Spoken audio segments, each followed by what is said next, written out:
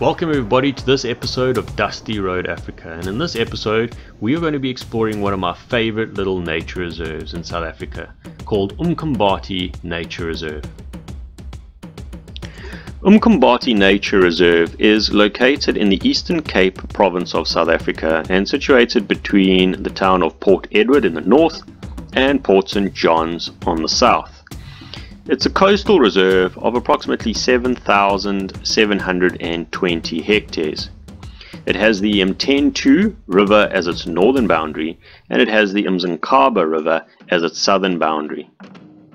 The road down is mostly tar, with the last stretch being a bit of gravel that can get a bit slippery in the rain.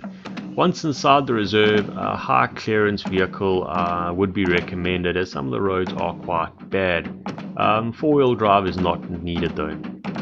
Accommodation on the reserve consists of the main lodge, which sleeps 10, and 2 small cottages. The main lodge is really beautiful, and it has an unbelievable veranda with beautiful view over the beaches in the front. It also has a swimming pool, which is really nice in the warmer months. The 2 small cottages sleep 4 people and were quite comfortable, and I really enjoyed staying in these. The reserve is predominantly open grassland, and this allows for a real sense of freedom as you get these wonderful uninterrupted views around. On the reserve there is also isolated pockets of indigenous forests, great places for birding, and we got to see some nice species whilst we were there. We got some great sightings of plains game on the reserve, and one of the best sightings that we got was this herd of eland with the Indian Ocean on the background, something very special. The road to Mkambati River and Mkambati Falls is probably one of the roughest roads on the reserve, but it has these beautiful streams that you cross, and it's really nice, slow drive, and you can get out of your vehicle and comfortably explore the surroundings. But once at Mkambati Falls, they are incredibly beautiful and well worth the drive or your walk down there. It's one of the few waterfalls that flows directly into the ocean, making them even more special. I've got to experience them both during a low water level and during the floods, and on the last trip they were in flood, and this was quite spectacular, but it did make crossing to the wilderness area impossible. There's a great little hike that will take you up the edges of the Mkambati River to another 2 waterfalls, being the Struntloper Falls and slightly further up the Horseshoe Falls. It's a nice walk and it's quite enjoyable. A nice exercise for a day is to take a walk from Mkambati Falls across to the Mkambati River mouth. The Mkambati River is a very beautiful river with some waterfalls and spectacular scenery. One of the nicest areas of the reserve to explore is the Cape Vulture colony, the Vulture Restaurant, and the Super Bowl. The walk down there is a fairly easy-going walk, but it will take you a better part of a day. It's a stunning area to walk through with beautiful little valleys and rivers to explore. Once at the Vulture colony, the view over the Mkambati River is absolutely stunning. And it's quite an amazing view to sit and actually watch these Cape vultures soaring around below you.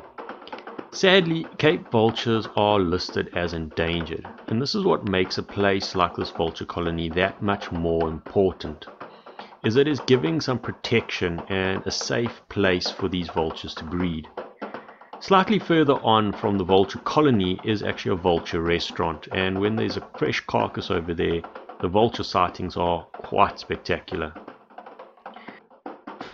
The Super Bowl was spectacular, and I can honestly say I didn't get one photo that I felt gave it adequate justice.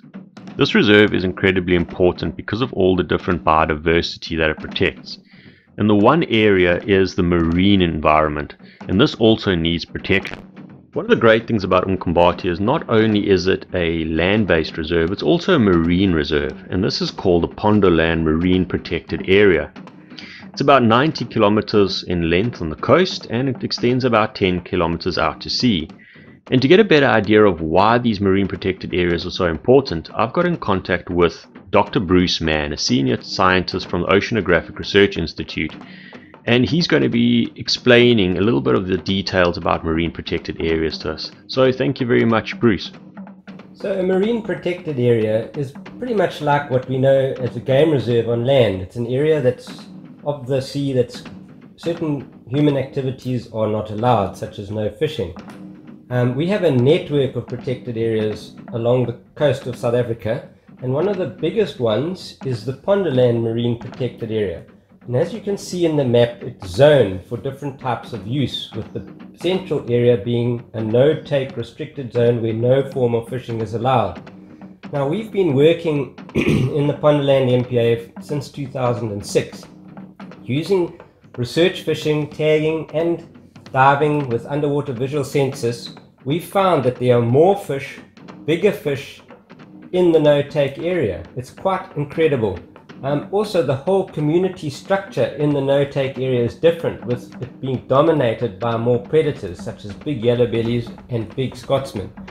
So with the recovery that we're seeing and the build-up of the fish community in the no-take area, we now, from our tagging, starting to see spillover. We're starting to see fish that are moving out of the no-take area into the adjacent fished areas. So this is really good evidence that the Pondoland MPA is working and seeding the adjacent areas with fish. Thanks for that information, Bruce. Mkambati really is a special reserve, and it has a lot going for it. You're going to need a couple of days to truly appreciate all the different parts of this park. So I hope you've enjoyed this video, and you'll be joining us for future adventures as we travel around South Africa.